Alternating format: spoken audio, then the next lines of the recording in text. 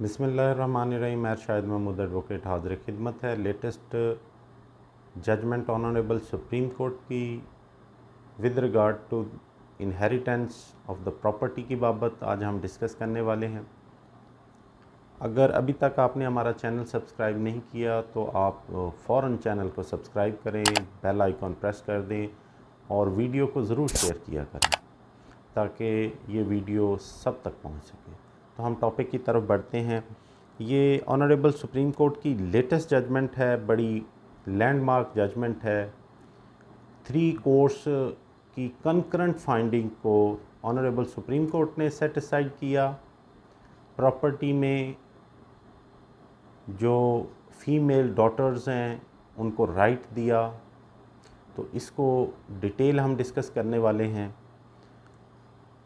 इसमें civil appeal number 438 of 2021 bye there lordship Qazi फाइजिसा and mister justice या अफरीदी साहब ने ये जजमेंट्स अनाउंस की है। जजमेंट का टाइटल है मुसम्मात Hayat Bibi and other versus Alamzeb and others. और इसकी जो डिसीजन यानी डेट ऑफ हियरिंग है 26 अक्टूबर 2021 को है। केस के जो फैक्ट्स कुछ इस तरह हैं। 28 अप्रैल 2021 को इस केस में लीव टू अपील ग्रांट होती है और लीव टू अपील जो बेसिस पे ग्राउंड होती है वो पैरा हम ज़रा पढ़ देते हैं, रेलिवेंट है। State that the learned court below have misread the oral evidence, particularly the statement of DW5 and DW6, who claim to be the marginal witness of the disputed documents, exhibit DW4, and the said witness were minor at the time of alleged execution of the documents, and this is the clear from their own statement in which they have given their age when considered in the light of the date of documents, that is 12 May 1971. It is also submitted that the document referred to above neither a registered document or a part of any nikah-nama nor it has been affected to in any official record such as that the property tax or revenue. Further, the possession of the property was also not delivered as per the said documents. Resultantly, for all intent and purposes, the property in question remained to be the estate of Habib Khan, and thus the petitioner, being his legal heir, were entitled to have their respective share in the property through partition. All these aspects have not been taken into consideration by the court below. Issue notice to the respondent. इसमें respondent को notice issue होते हैं, parties appear होती हैं और case discuss होता है। नीचे 3 कोर्ट्स की जजमेंट डिस्कस होती है, एविडेंस डिस्कस होती है और इसके बाद ये डिसीजन आता है। हम कंक्लूजन तक पहुंचने से पहले हम इसकी केस के थोड़े से फैक्ट्स आपके सामने रखने वाले हैं ताकि आपको इसका आइडिया हो सके कि केस क्या था और ऑनरेबल सुप्रीम कोर्ट ने इसमें डिसीजन क्या किया। हबीब खान 1986 में जो एक प्रॉपर्टी है उसका ऑनर था। 1986 में वो खाल के हकीकी सजा मिलता है। हबीब खान ने 3 शादियां की और उसकी 8 बेटियां थीं। जो उसकी 3rd वाइफ थी मुसम्मात गुलजाना,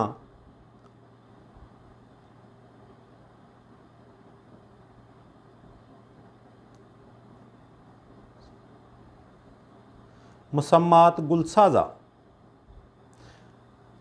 उसकी शादी के वक़्त उसकी ऑलरेडी 2 बच्चे थे प्रीवियस शादी से। अब उसकी फौत होने के बाद जो पहली बीवियों से उसकी बेटियां थीं उन्होंने एक सूट फाइल किया, सूट फॉर डिक्लेरेशन और इनहेरिटेंस क्लेम की कि हमारे वालिद जो थे वो इतनी प्रॉपर्टी के मालिक थे तो हमारा एज़ पर शरिया शेयर हमें मिला जाए। तो सिविल कोर्ट ने उनका सूट इस बेस पे डिसमिस कर दिया कि आपने ये suit badly time barred file किया है, लिहाजा आपका सूट मेंटेनेबल नहीं है। और उस स्टेज पे जो 3rd वाइफ की तरफ से स्टांस आया और उनकी बेटियों की तरफ से उनका ये कहना था कि हमारा एक राज़ीनामा हुआ था जिरगे में, और उस जिरगे में 20 लोगों ने साइन किए, और उस जिरगे की जो राज़ीनामा है उसकी रोशनी में हक महरनामा लिखा गया, और हक महरनामा में वो प्रॉपर्टी जो है वो थर्ड वाइफ के नाम कर दी जाती है। तो लिहाजा इस केस के जो प्लेंटिफ हैं, यानी कि जो फर्स्ट वाइफ से डॉटर्स हैं, they are not entitled for any inheritance. उनका ये स्टांस मेरिट की बजाय सिर्फ इस बेस पे डिसमिस कर दिया गया, उनका एक्सेप्ट कर लिया गया, और जो प्लेंटिफ डॉटर थी उनका कि आप टाइम बार्ड हैं। अपील फाइल हुई डिस्ट्रिक्ट कोर्ट में, और डिस्ट्रिक्ट कोर्ट ने उस अपील को भी डिसमिस कर दिया। फिर ऑनरेबल हाई कोर्ट में रिवीजन फाइल हुई, ऑनरेबल लाहौर हाई कोर्ट ने भी वो रिवीजन डिसमिस कर दी। तो 3 कोर्ट्स बिलों ने उनको रिलीफ ना दिया। फाइनली उन्होंने हिम्मत ना हारी और वो ऑनरेबल सुप्रीम कोर्ट में उन्होंने केस फाइल कर दिया। ऑनरेबल सुप्रीम कोर्ट में ये जो प्रेजेंट जजमेंट है ये आई, और उसमें सारे फैक्ट्स को डिस्कस किया गया, और सारे फैक्ट्स के बाद ये होल्ड किया गया कि जो 3 चीज़ें हैं कि नंबर 1, द राज़ीनामा was purportedly executed 33 year after the मेहरनामा, येट द मेहरनामा is not mention there it. अच्छा, एक राज़ीनामा उनका कोई डिस्प्यूट हुआ होगा, और उसमें थर्ड वाइफ और जो हबीब ख़ान, उसके दरमियान कोई राज़ीनामा हुआ। उस राज़ीनामे को जिरगे के मेंबर्स ने तहरीर किया, साइन किया, लेकिन उसमें हक महरनामा का हवाला नहीं था, जबकि हक महरनामा भी ऑलरेडी प्रिपेयर्ड था, उसका ज़िक्र कोई नहीं। और हक महरनामा को अभी तक किसी भी अथॉरिटी के पास एग्जीक्यूट ना किया गया, ना ही पोजेशन ट्रांसफ़र हुआ, ना ही प्रॉपर्टी के ऑफिसेज़ में या टैक्स के ऑफिसेज़ में उसका कहीं इंदराज हुआ, और ना ही वो रजिस्टर्ड डॉक्यूमेंट है। तो लिहाजा ऑनरेबल सुप्रीम कोर्ट ने कहा कि ये राज़ीनामा 33 ईयर जो है वो बाद में मेहरनामा के तैयार किया गया, और मेहरनामे का ज़िक्र राज़ीनामे में नहीं है। सेकंड पे लिखा, द राज़ीनामा is shown to have been signed by about 20 jirga members, but only one member, namely Saifur Rahman DW3, was produced, and his testimony and the contents of राज़ीनामा were at variance। अच्छा, उस राज़ीनामे के जो 20 members थे उनमें से सिर्फ एक बंदे को पेश किया गया, और उसकी भी एविडेंस जो थी वो corroborate ना हो सकी, और उसकी भी एविडेंस में वेरिएंस थी, डिफरेंस था, और मुख्तलिफ जगह पे उसने मुख्तलिफ स्टांस ले रखा था। थर्ड पे कहा, not a single legal heirs of Habib Khan is shown to have signed the राज़ीनामा, और उसने कहा कि उसकी किसी भी बेटी, उसकी बेवा ने इस पे साइन नहीं किए। Therefore it could not be categorized as a compromise. तो उसको ऑनरेबल कोर्ट ने रिलाई ना किया। ऑनरेबल सुप्रीम कोर्ट ने कहा कि ऐसे कंप्रोमाइज़ पे रिलायंस नहीं किया जा सकता। नेक्स्ट पे कहा, a jirga had no jurisdiction with regard to the inheritance share which have been prescribe by the Sharia of Islam, और ये भी होल्ड कर दिया कि जो जिरगा है वो उसको कोई इख्तियार हासिल नहीं है कि वो प्रॉपर्टी के मैटर्स को जो शरिया लॉ ने डिसाइड किए हैं उसको अपनी ही किसी मंतक पे डिसाइड करे। लिहाजा जिरगा की भी इस जजमेंट में पार्ट्स को कर्टेल कर दिया गया, और उसकी वैल्यू को बिल्कुल सेट असाइड कर दिया गया। And a jirga could not determine the share in inheritance contrary to the command of Almighty Allah mentioned in the Holy Quran। और इसमें कहा कि जिरगा कोई ऐसा ओपिनियन नहीं दे सकता जो कि हॉली कुरान में दिए गए राइट्स के एंगेस्ट हो। इन सारी चीज़ों को फाइनली डिस्कस करने के बाद ऑनरेबल सुप्रीम कोर्ट ने ये अपील मंजूर की, और ये डिक्लेयर किया कि property is still in the name of Habibullah, और उसकी जो डिवीज़न है, पार्टीशन है, उसके शेयर्स जो हैं शरिया ला के मुताबिक उसके सारे लीगल एयर्स में डिवाइड होंगे।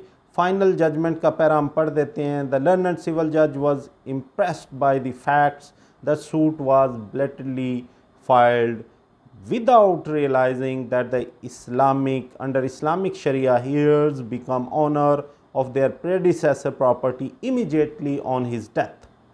The legal heirs of Habibullah filed the suit and asserted their right to inheritance themselves, unlike some cases filed long after the first generation of heirs have passed away. The suit was filed by the daughter of the late Habib Khan, claiming what was rightfully theirs. They had also not relinquished their right. Therefore, it was both factually and legally wrong to hold the suit was time barred. The learned civil judge further erred by accepting the authenticity of the suspect Mehrnama and that it and the Razinama could deprive the legal heirs from their inheritance. In any event, the execution of neither document was established. These mistakes were not corrected either by the appellate court or by the High Court. Therefore, all three impugned judgments are not sustainable and have to be set aside by allowing this appeal. Consequently, the suit filed by the appellant who had been deprived of their inheritance is decreed by holding that the entire estate of Habib Khan shall be distributed amongst his legal heirs in accordance with the share as determined by Islamic Sharia. As Habib Khan died about 35 years ago, during this long period his legal heirs remain deprived from their inheritance. We expect that this judgment will be promptly implemented. Since we have set aside the concurrent judgment, there shall no order as to cause और ये judgment approve for reporting कर दी गई और इसमें एक बड़ी settlement हो गई। ये डिसीजन हो गया कि कोई भी जो है प्रॉपर्टी किसी भी ऐसे डॉक्यूमेंट्स के ज़रिए किसी के लीगल राइट से किसी को डिप्राइव नहीं किया जा सकता, ना ही जिरगा इस बाबत कोई अपनी वर्डिक्ट दे सकता है, ना ही इसमें कोई ऐसा डॉक्यूमेंट जैसे कि हक मेहरनामा जिसका कहीं इंदराज ना हो, जिसका कहीं ज़िक्र ना हो, जो कि रजिस्टर्ड भी ना हो, तो वो राइट्स को स्लब कर सकता है। तो ऑनरेबल सुप्रीम कोर्ट की इस लेटेस्ट लैंडमार्क जजमेंट के साथ हम आपसे इजाज़त चाहेंगे। हमें दुआओं में याद रखिए, अपना ख्याल रखिए। अल्लाह निगहबान।